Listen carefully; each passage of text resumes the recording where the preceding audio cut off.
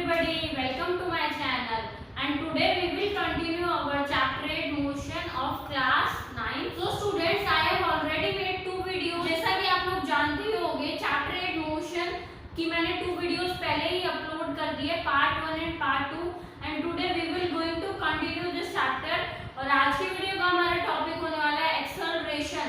तो वीडियो को एंड तक जरूर देखिए, तभी आपका पूरा कॉन्सेप्ट क्लियर हो पाएगा।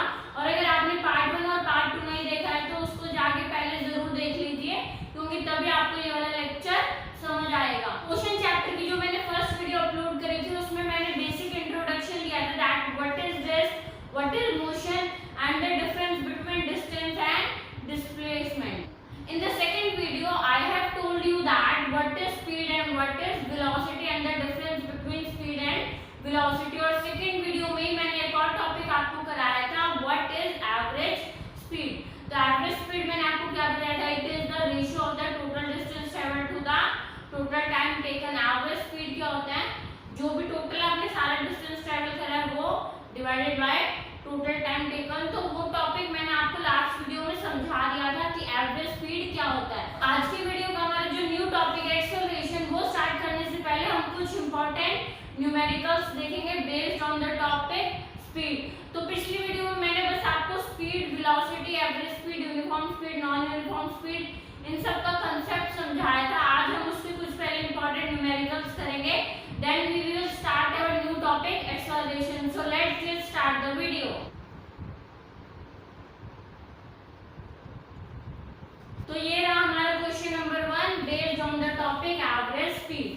क्वेश्चन में क्या बोल रहा है, car travels 30 kilometre at a uniform speed of 40 kilometre per hour and the next 30 kilometre at a uniform speed of 20 kilometre per hour, find its average. तो इस क्वेश्चन में ना हमें दो डिस्टेंस दिए है, तो ये फर्स्ट 30 किलोमीटर और सेकंड डिस्टेंस है वो भी 30 किलोमीटर थी, और दोनों डिस्टेंस के लिए हमें अलग अलग स्पीड दी है।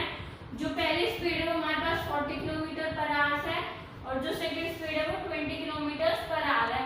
तो बोल रहे कि इसकी एवरेज स्पीड बताओ कि ये जो कार है ये टोटल 60 किलोमीटर ट्रैवल करा उसने, 30 प्लस 30 60 किलोमीटर। तो 60 किलोमीटर के लिए इस कार की एवरेज स्पीड क्या होगी। तो इसको करना बहुत इजी है। क्वेश्चन में आपको फर्स्ट तो एवरेज स्पीड का जो फार्मूला है वो लर्न होना चाहिए, total distance travelled upon total time taken. यहाँ पे हम इस क्वेश्चन को सॉल्व करेंगे, बट हमें पहले टाइम कैलकुलेट करना होगा क्योंकि हमारे पास टाइम गिवन नहीं है। तो टाइम कैसे कैलकुलेट करेंगे, जो इसके लिए आप दो केस बना लो, केस 1 एंड केस 2। तो देखो इसमें हमने ऐसे केस 1 केस 2 बना लिए। केस 1 के लिए हमें डिस्टेंस 30 किलोमीटर दे रखा और स्पीड 40 किलोमीटर पर आवर दे रखी है। तो टाइम का फॉर्मूला क्या होगा, डिस्टेंस अपॉन स्पीड। ये फॉर्मूला कहाँ से आया, मैंने आपको पिछली वीडियो में बताया था, that speed is equals to distance divided by time. तो अगर हमें इन तीनों में से किसी भी दो चीज की वैल्यू दे रखी और थर्ड की निकालनी तो वो बहुत ज्यादा इजी हो जाता है। यहाँ पे टाइम को हम स्पीड के साथ मल्टीप्लाई कर देंगे, इज इक्वल्स टू डिस्टेंस। तो टाइम की वैल्यू कितनी आ जाएगी, डिस्टेंस, और स्पीड इधर जाके डिवाइड हो जाएगा। तो टाइम होता है डिस्टेंस अपॉन स्पीड। यही वाला फॉर्मूला मैंने यहाँ पे यूज करा। तो टाइम कैसे निकलेगा, डिस्टेंस अपॉन स्पीड करके, डिस्टेंस हमें 30 दे रखा और स्पीड थी 40। तो ये जो केस 1 के लिए टाइम, इसको मैंने t1 मान लिया 3/4 आवर्स। तो t1 की वैल्यू हमारे पास 3/4 आवर्स आ गई। सिमिलरली यहाँ पे डिस्टेंस तो सेम था 30 किलोमीटर और स्पीड थी 20 किलोमीटर पर आवर। तो इस केस में टाइम आ जाएगा 3/2 आवर। अब सिंपली आपको जो फॉर्मूला उसमें दोनों टाइम और दोनों डिस्टेंस की वैल्यूज पुट कर देंगे और आपका क्वेश्चन सॉल्व हो जाएगा। तो देखिए average speed is equals to total distance upon total time. Total distance कितना होगा, 30 प्लस 30 किलोमीटर और टोटल टाइम 3/4 प्लस 3/2 आवर। तो ये ऊपर 60, नीचे मैंने 4 और 2 का एलसीएम लिया है वो 4 आ जाएगा, इधर 3 का 3 और ये 6 हो जाएगा। तो 60 डिवाइडेड बाय 9/4। अब ये जो 4 है ये ऊपर जाके 60 के साथ मल्टीप्लाई हो जाएगा। तो यहाँ पे हमारा है 60 × 4 डिवाइडेड बाय 9। इसके बाद की कैलकुलेशन मैंने इधर सॉल्व कर दी है। ये काट के 80/3 और इसको मैंने पॉइंट में कन्वर्ट करके लिख दिया 26.67 किलोमीटर पर आवर। ये हमारी एवरेज स्पीड आ गई। तो क्वेश्चंस को सॉल्व करने का सबसे बेस्ट पॉइंट ये होता है कि जो भी चीज आपको गिवन है सबसे पहले उनको नोट डाउन कर लो, उसके बाद जो आपको निकालना है वो देख लो उसमें वहां पे कौन सा फॉर्मूला यूज होगा। तो चलिए अब इसी की तरह एक और क्वेश्चन करते हैं। पूरा तरीका। तो आपने देखा कैसे हमने क्वेश्चन को कितनी जल्दी सॉल्व कर लिया।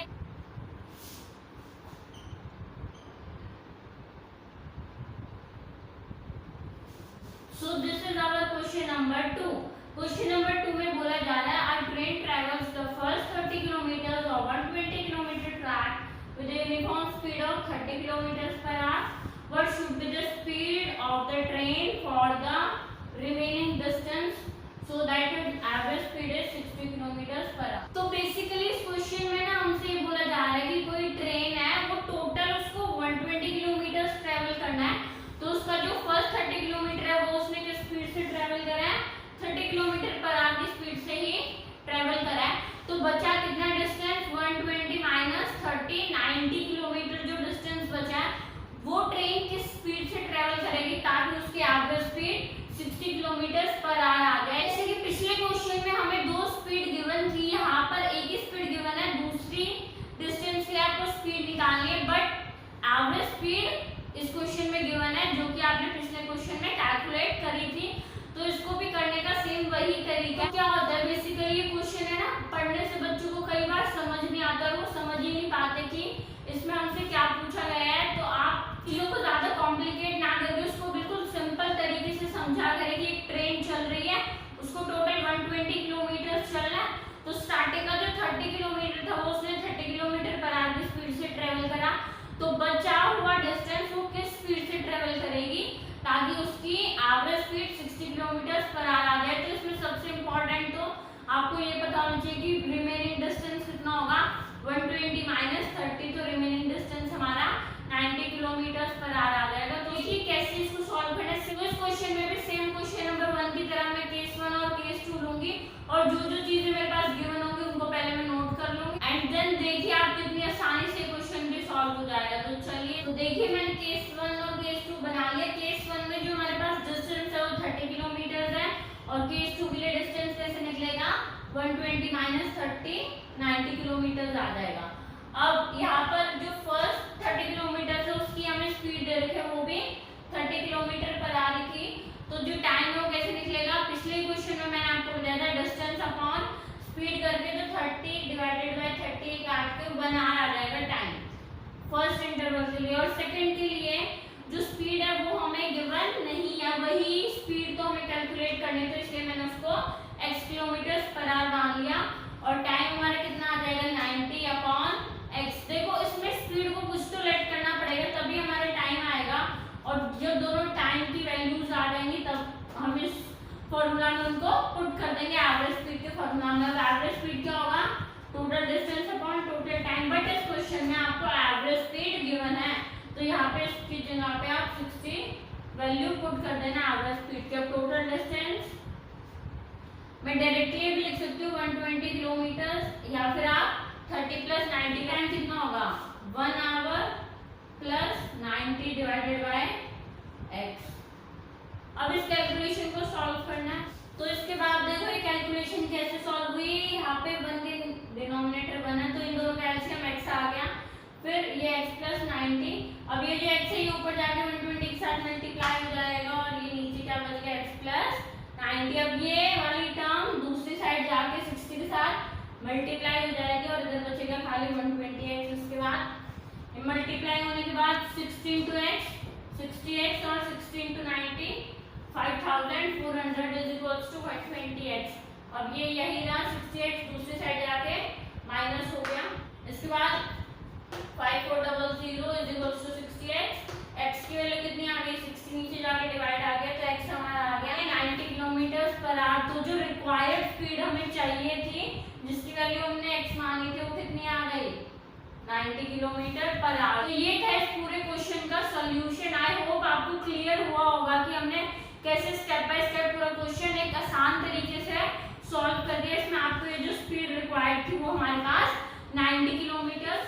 हम स्टार्ट करते हैं हमारी आज की वीडियो का जो टॉपिक था एक्सेलरेशन। तो आपने ये वर्ड सुना होगा एक्सेलरेशन, बट होता क्या है, what is acceleration? Acceleration is the rate of change of velocity per unit time taken. मतलब ये होता है कि जो आपकी वेलोसिटी है वो टाइम के साथ चेंज हो जाए उसको ही एक्सेलरेशन बोला जाता है। फॉर एग्जांपल हम अपनी कार में ट्रेवल कर रहे हैं और एकदम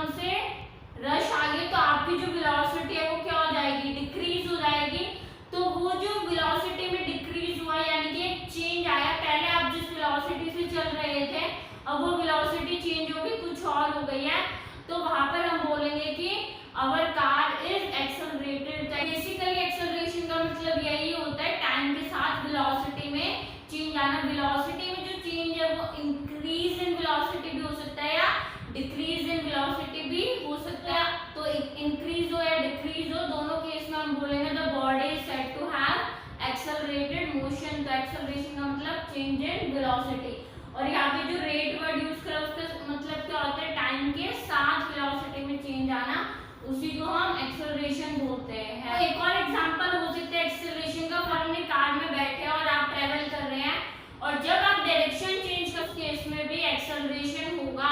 मान लो मैं आपको एक क्वेश्चन देती हूँ कि एक कार है वो कांस्टेंट स्पीड से ट्रेवल कर रही है 80 किलोमीटर पर आवर की स्पीड से, तो आफ्टर 2 आवर्स आप एक्सेलरेशन बताओ। So in this question there is no acceleration. Acceleration की value come out to be 0 because मैंने क्वेश्चन में बोला है कि वो जो कार है वो कांस्टेंट स्पीड से ट्रेवल कर रही है, और जब कोई भी ऑब्जेक्ट अगर कांस्टेंट स्पीड से ट्रेवल करेगा तो उसकी वेलोसिटी चेंज नहीं होगी, वेलोसिटी कांस्टेंट ही रहेगी। तो उस केस में वहां पे एक्सेलरेशन 0 होगा। तो आपको ये तो कंसेप्ट समझ आ गया कि change in velocity he acceleration होता है। मान लो मैं आपको एक और क्वेश्चन बोलूं that a car travels at a constant speed of 60 km per hour and after 1 hour the car changes its direction, so there is acceleration or not? So in this case there is acceleration। बेशक से car constant speed पे travel कर रही है, but अगर वो अपनी direction change करती है तो उस केस में भी वेलोसिटी तो चेंज होगी और वहां पर एक्सेलरेशन एग्जिस्ट करेगा। जैसे कि आप लोगों को याद होगा मैंने अपने प्रीवियस वीडियो में एकदम एंड में एक क्वेश्चन कराया था that how can we change the velocity of an object। Velocity को हम कैसे चेंज कर सकते हैं, तो उसके दो मेथड थे, या तो स्पीड को आप चेंज कर दो तो वेलोसिटी भी चेंज हो जाएगी, और अगर स्पीड कांस्टेंट रखनी है तो उस केस में डायरेक्शन अगर चेंज हो रही है देन आल्सो वेलोसिटी चेंजेस। तो आपको कोई भी क्वेश्चन में अगर ऐसे बोले कि कोई ऑब्जेक्ट अपनी डायरेक्शन चेंज कर रहा है, बेशक उसकी स्पीड कांस्टेंट है बट वहां पे अगर डायरेक्शन चेंज हो रही है तो वेलोसिटी आल्सो चेंज है। अगर वेलोसिटी चेंज हो रही है तो there must be an acceleration, तो उस केस में एक्सेलरेशन एग्जिस्ट करेगा जब भी डायरेक्शन चेंज होती है। तो आई होप आपको एक्सेलरेशन का कांसेप्ट बिल्कुल क्लियर हुआ होगा।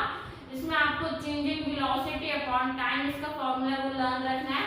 और चेंज इन वेलोसिटी भी दो तरीके से हो सकते हैं, या तो स्पीड को इंक्रीज या डिक्रीज कर दो तो उस केस में तो ऑब्वियसली एक्सेलरेशन होगा ही होगा, और अगर स्पीड कांस्टेंट है बट उसकी डायरेक्शन चेंज हो रही है then also there must be an acceleration. What is the formula of acceleration? Change in velocity upon time. और जो चेंज इन वेलोसिटी है हम इसको किस तरह से लिखते हैं, final velocity minus initial velocity. So student जो फाइनल वेलोसिटी होती है हम उसको v से डिनोट करते हैं, और जो इनिशियल वेलोसिटी होती है उसको फिजिक्स में u से डिनोट करा जाता है, और जो एक्सेलरेशन है वो स्मॉल a से। तो एक्सेलरेशन का फार्मूला क्या हो जाएगा हमारे पास, v minus u upon t।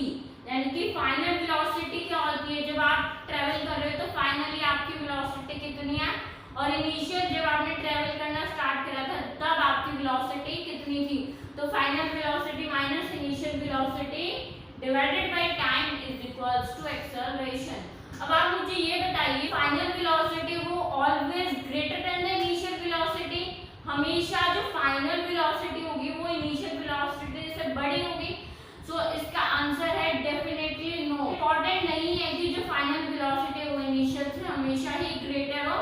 Final velocity initial से जब ग्रेटर होगी जब स्पीड इंक्रीज होगी, और मैंने आपको बताया था एक्सेलरेशन के केस में स्पीड डिक्रीज भी तो हो सकती है। मान लो आपकी स्पीड पहले 30 मीटर पर सेकंड थी बट वो डिक्रीज हो गई 10 मीटर पर सेकंड हो गई है, तो उस केस में जो फाइनल वेलोसिटी होगी वो हम 10 मीटर पर सेकंड ही लेंगे, और वो final velocity smaller than the initial velocity होगी। तो इसमें दोनों चांसेस पॉसिबल है that when there is increase in speed in that case final velocity is greater than the initial velocity, but when there is a decrease in speed then initial velocity is greater than the final velocity। तो ये जो acceleration का topic है इसको आप अपनी daily life से भी रिलेट कर सकते हैं। आपने बहुत से इंसिडेंट्स देखे होंगे और अभी जब मैं आपको बताऊंगी तो आपको जरूर से याद आ जाएंगे वो सारे केसेस। तो नंबर 1 आपने ये देखा होगा जब भी आप अपनी स्कूटी या स्कूटर पर ट्रैवल करते हैं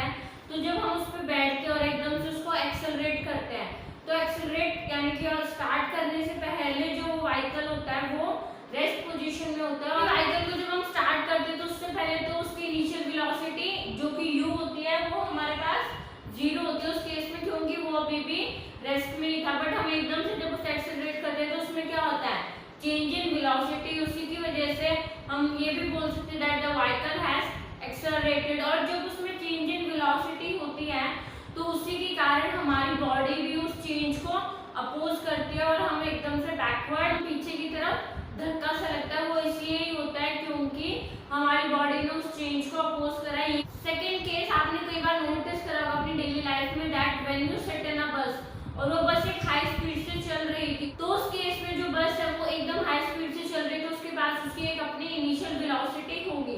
बट क्या होता है कि एकदम से बस के आगे कोई एनिमल वगैरह आ गया या फिर किसी कारण से तो ड्राइवर को उसमें सडनली ब्रेक अप्लाई करने पड़ते हैं जिसकी वजह से उसकी वेलोसिटी वो रिड्यूस हो जाती है। तो उस केस में भी चेंज इन वेलोसिटी होता है, वहां पर भी एक्सेलरेशन देखने को मिलता है। टाइम के साथ अगर वेलोसिटी में चेंज आएगा उसी को हम एक्सेलरेशन। जब कोई भी बस हाई स्पीड से ट्रेवल करे और एकदम से ब्रेक सप्लाई होते हैं तो हम आगे की तरफ गिरते हैं और ये इसलिए ही होता है क्योंकि हमारी बॉडी उस चेंज को अपोज करती है। जो हमारी बॉडी चेंज को अपोज करती है ये वाला टॉपिक आपका अपने अगले चैप्टर में आएगा, chapter number 9 force and laws of motion, जिसमें हम एक टॉपिक पढ़ेंगे इनर्शिया। उसमें हम डिटेल में जानेंगे कि क्यों हमारी बॉडी चेंजेस को अपोज करती है। बट यहाँ पे आपको भी बस इतना समझना है कि कहाँ कहाँ पर हमें एक्सेलरेशन देखने को मिल सकती है। एक्सेलरेशन का सिंपली मीनिंग ये होता है that the object change its velocity with time. इसी को आप rate of change of velocity भी बोल सकते हैं बिकॉज रेट मीन्स टाइम। और आपने इसका थर्ड केस भी देखा होगा डायरेक्शन वाला, जब कोई भी बस या फिर आप अपनी कार में ट्रेवल कर रहे हो और वो एकदम से डायरेक्शन उसकी चेंज होती है तो उस केस में भी एक्सेलरेशन होता है। तो आई होप आपको एक्सेलरेशन का पूरा टॉपिक अच्छे से समझ आ गया होगा। अब हम इसके कुछ केसेस देखेंगे, इतना जानने के बाद हम आगे प्रोसीड करेंगे और जानेंगे कि एक्सेलरेशन पॉजिटिव भी हो सकता है नेगेटिव भी हो सकता है and it may be zero also. अब पॉजिटिव एक्सेलरेशन कब होगा, जब आपकी इनिशियल वेलोसिटी कम है और बाद में आपने वेलोसिटी को इंक्रीज कर दिया, इन that case the acceleration is positive. On the other hand अगर आप किसी हाई स्पीड से चल रहे हो वो अपनी वेलोसिटी को डिक्रीज करता है तो उस केस में एक्सेलरेशन शुड बी नेगेटिव। तो before going to study the types of acceleration पहले आप इंपॉर्टेंट पॉइंट्स देख लें। Unit of acceleration is metre per second square. So acceleration के ऐसा यूनिट होते हैं metre per second square. And next point is acceleration is a vector quantity, जैसे कि वेलोसिटी डिस्प्लेसमेंट वेक्टर क्वांटिटी, उसी तरह acceleration is also a vector quantity. And third point तो मैंने आपको अभी बता ही दिया था, एक्सेलरेशन में भी पॉजिटिव नेगेटिव और जीरो। तो आइए अब हम पढ़ते हैं टाइप्स ऑफ एक्सेलरेशन। तो आइए देखते हैं कि कब हमारे पास पॉजिटिव एक्सेलरेशन आता है, कब नेगेटिव एंड कब जीरो। तो नंबर 1 इज पॉजिटिव एक्सेलरेशन। मैंने आपको अभी बताया दैट पॉजिटिव एक्सेलरेशन हमारे पास जब आते हैं जब स्पीड इनिशियल वेलोसिटी कम है बट फाइनल वेलोसिटी उससे ज्यादा यानी कि स्पीड में इंक्रीज हुआ है, वेलोसिटी में इंक्रीज हुआ है, in that case there is a positive. देखो यहाँ पे मैंने आपको एक ग्राफ से समझाया दैट अगर हमने लेट कर लिया इनिशियल वेलोसिटी u को हमने माने 20 मीटर पर सेकंड और वो ऑब्जेक्ट चल रहे देन उसने अपनी स्पीड को इंक्रीज करा और अब उसकी स्पीड इंक्रीज हो गई, कितनी हो गई 50 मीटर पर सेकंड, यानी कि हमारी फाइनल वेलोसिटी है। और ये कितने टाइम में हुआ 5 सेकंड्स में। ये सब मैंने ऐसे ही अज्यूम करा है। अब उस केस में देखो आप एक्सेलरेशन क्या होगा v minus u upon t। तो v की वैल्यू 50, u की वैल्यू 20 और t 5 सेकंड्स, तो 50 माइनस 20 30 अपॉन 5 तो 6 मीटर पर सेकंड स्क्वायर हमारा एक्सेलरेशन आ गया। तो आपको इसमें क्या इंपॉर्टेंट पॉइंट याद रखना है that whenever object increases its speed with time there is a positive acceleration। और जब भी आप एक्सेलरेशन निकालेंगे तो उसके ऐसे यूनिट जरूर देंगे मीटर पर सेकेंड स्क्वायर। अब देखते हैं कि नेगेटिव एक्सेलरेशन कब आएगा। जब आता है जब वेलोसिटी डिक्रीज करती है। देखो जो उसकी इनिशियल वेलोसिटी थी u वो हमारे पास थी 40 मीटर पर सेकेंड, बट जो ऑब्जेक्ट है वो अपनी स्पीड को डिक्रीज करता है और उसकी फाइनल वेलोसिटी 20 मीटर पर सेकेंड हो जाती है। तो इस केस में देखो जो एक्सेलरेशन है वो नेगेटिव आएगा। v की वैल्यू क्या है 20 और u हमारे पास है 40, तो 20 छोटा नंबर है, 40 बड़ा है, तो ये आंसर माइनस में ही आएगा, -20/5। तो एक्सेलरेशन हमारी कितनी आ गई, -4 मीटर पर सेकेंड स्क्वायर, -4 मीटर पर सेकेंड स्क्वायर। तो देखो ये इस केस में हमारी नेगेटिव एक्सेलरेशन आ गई। तो आई होप आपको याद रहेगा कि कब पॉजिटिव एक्सेलरेशन आएगा और कब नेगेटिव एक्सेलरेशन आएगा। इसमें एक और इम्पोर्टेंट चीज है, जो नेगेटिव एक्सेलरेशन होता है उसका एक और नाम होता है रिटार्डेशन।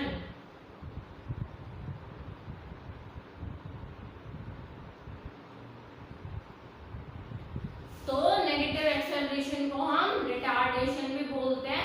अभी मैं आपको एक्सेलरेशन और रिटार्डेशन के भी डिफरेंसेस लिखवाऊंगी। उसमें बेसिकली यही डिफरेंस होगा, जब हम खाली एक्सेलरेशन बोलेंगे तो उसका मतलब पॉजिटिव एक्सेलरेशन और रिटार्डेशन का मतलब नेगेटिव एक्सेलरेशन। पॉजिटिव एक्सेलरेशन में क्या होगा, v greater than u and in the retardation u is greater than v।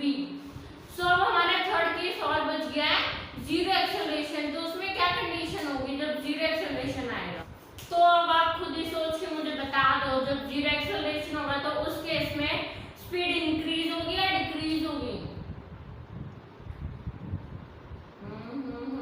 उस केस में ना तो स्पीड हमारी इंक्रीज होगी ना ही डिक्रीज होगी, द स्पीड रिमेन्स कांस्टेंट। देखो जो u है हमारे पास वो भी 40 मीटर पर सेकेंड है और टाइम के साथ साथ जो v है वो भी 40 मीटर पर सेकेंड है। तो जब ऐसा केस हो जो स्पीड है वो कांस्टेंट है, कांस्टेंट का मतलब होता है जो वेरी ना करता हो, चेंज ना हो, ये तो इस केस में acceleration come outs to be zero. देखो एक्सेलरेशन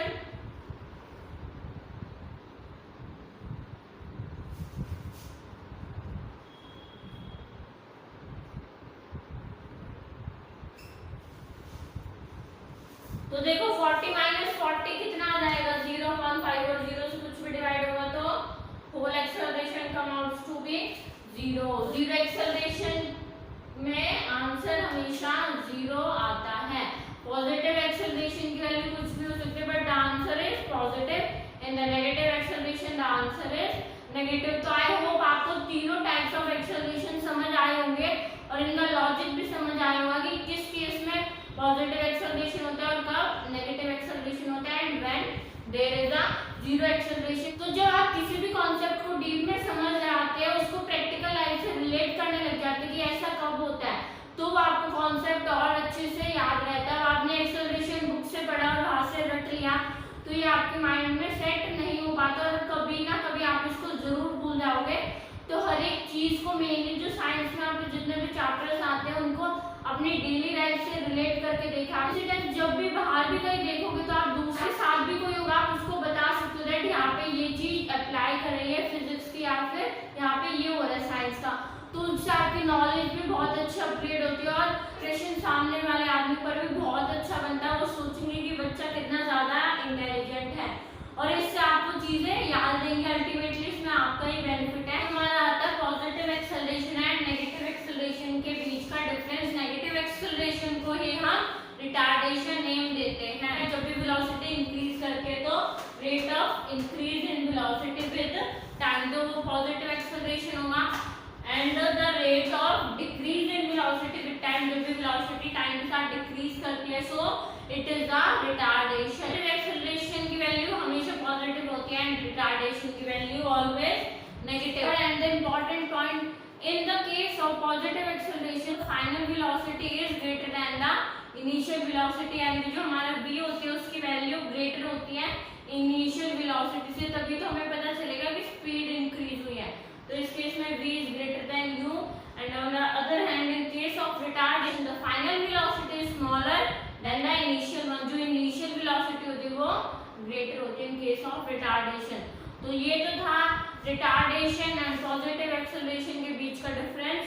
नाउ अब हम देखेंगे that what is uniform acceleration and what is non uniform acceleration. Uniform acceleration में क्या होता है, जो वेलोसिटी होती है वो यूनिफॉर्मली यानी कि इक्वली चेंज होती है इन इक्वल टाइम इंटरवल। तो यहाँ पे आप डेफिनेशन से भी देख सकते हैं, a body is said to have uniform acceleration if it travels in a straight line and its velocity changes equally in equal time intervals। इसमें जो ये लाइन है ये इम्पोर्टेंट है, velocity changes equally in equal time intervals. और on the other hand अगर हम non uniform acceleration की बात करें तो वहां पर वेलोसिटी तो वहां पर भी चेंज होती है but velocity changes unequally in equal time intervals.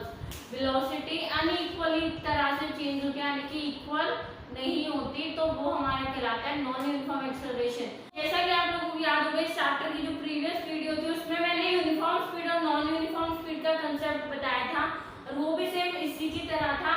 Uniform speed में हम बोलते थे when the distance changes equally in equal time intervals. यहाँ पर क्या बोलेंगे हम, when the velocity changes equally in equal time intervals. और नॉन यूनिफॉर्म स्पीड में था distance changes unequally in equal time intervals. तो सेम उसी की तरह नॉन यूनिफॉर्म एक्सेलरेशन में होगा velocity changes unequally in equal time interval. Non uniform में अनइक्वली वेलोसिटी चेंज होती है बट टाइम इंटरवल्स दोनों में सेम रहता है। यहाँ पे आपको ये याद रखना है जब भी डिफरेंस आएगा आपको नॉन यूनिफॉर्म या यूनिफॉर्म एक्सेलरेशन में तो उसमें वेलोसिटी वर्ड हम यूज करेंगे।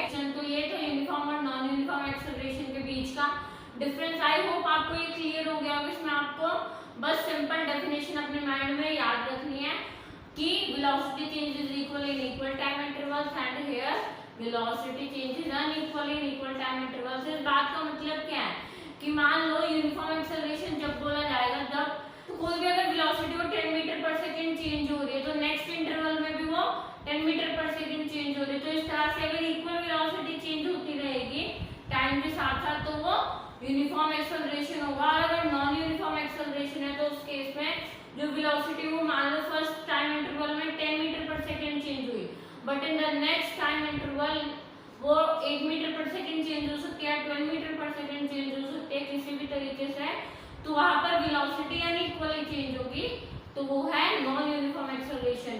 और अब इनके जो ये एग्जांपल मैंने यहाँ पर लिखे ये भी बहुत ज्यादा इंपॉर्टेंट है, आपसे कई बार खाली एग्जांपल भी पूछ लिए जाते हैं यूनिफॉर्म एक्सेलरेशन और नॉन यूनिफॉर्म एक्सेलरेशन के। तो फर्स्ट एग्जांपल है question of a freely falling body. Freely falling body क्या होता है, जो ऐसे अपने आप से गिरे।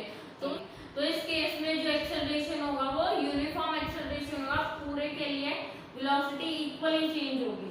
सेकंड एग्जांपल है question of a ball rolling down on an inclined plane. Inclined plane ऐसे इस तरह से टेढ़ा होता है तो वहां से कोई भी अगर ऑब्जेक्ट गिरता है पर यूनिफॉर्म एक्सेलरेशन होगा। आपको पता ही है जैसे कि कोई भी अगर आप बॉल को छोड़ो ऐसे इंक्लाइंड प्लेन पे तो वो बॉल ग्रेजुअली तो मूव करेगी, मतलब इक्वली ऐसे थोड़ी ना वो पहले ऊपर उसकी स्पीड कम थी फिर नीचे जाते जाते एकदम तेज हो गई, उस पूरे में उसकी वेलोसिटी इक्वली चेंज होती है।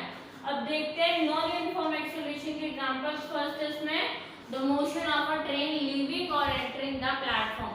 जब भी कोई भी ट्रेन अगर प्लेटफॉर्म से लीव कर रही है या फिर प्लेटफॉर्म में एंटर कर रही है तो वहां पर हमेशा नॉन यूनिफॉर्म एक्सेलरेशन होता है। इसको इमेजिन कर ही सकते हैं, देखो जब वो प्लेटफॉर्म में एंटर करते तो उसकी वेलोसिटी धीरे धीरे डिक्रीज होती है। पहले उसकी वेलोसिटी तेज थी तो अब धीरे धीरे डिक्रीज होगी और उसी तरह से जब वो एंटर करते तो पहले वो स्लो चलते फिर बाद में जाकर उसकी वेलोसिटी एकदम से तेज हो जाती है, तो वहाँ पे जो वेलोसिटी है वो अनइक्वली चेंज होती है। सेकंड इसका एग्जांपल है the movement of a car on a crowded market. कोई भी मार्केट प्लेस है तो यूजुअली आप लोग मार्केट में जाते ही वहाँ पर क्राउडेड प्लेस होता है तो कई बार क्या होता है अगर हम कार में बैठे हैं तो कभी हमें स्टार्ट करनी पड़ रही है, थोड़ा सा चलाई फिर दोबारा जाम आ जाता है फिर उसको दोबारा से रोकना पड़ता है। तो इस तरह से जो हमारी वेलोसिटी वो अनइक्वली चेंज होती है। वेलोसिटी तो वहाँ पे बार बार चेंज होगी बट वो इक्वली नहीं हो रही। तो ये दोनों नॉन यूनिफॉर्म एक्सेलरेशन के एग्जांपल्स थे।